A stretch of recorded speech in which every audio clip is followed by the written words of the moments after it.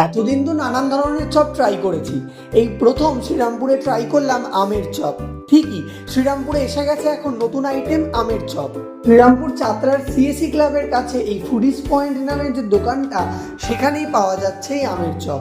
এই দোকানের যত আইটেম রয়েছে সবকটা আইটেমই ছিল পিওর ভেজ, যেখানে কোনো রকম আমিষ কিছু ছিল না।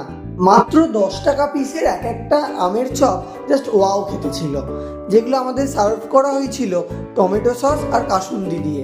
বৃষ্টির দিনে গরম গরম এই টকটক আমের চপ জাস্ট জমে গিয়েছিল। পুরটার মধ্যে একদম ছোট্ট ছোট্ট আমের টুকরো মুখে পড়েছিল।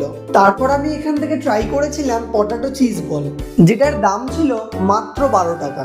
এখানে থাকা আলুর পুরটাও বেশ ভালো লাগছিল খেতে, মাঝখানে দেওয়া ছিল একটা চিজের কিউব, আর এটার বাইরের কোটিংটাও ছিল পাতলা, ফলত খেতেও বেশ ভালো লাগছিল। চাইলে তোমরাও একদিন ঘুরে আসতে পারো এই দোকানটা থেকে।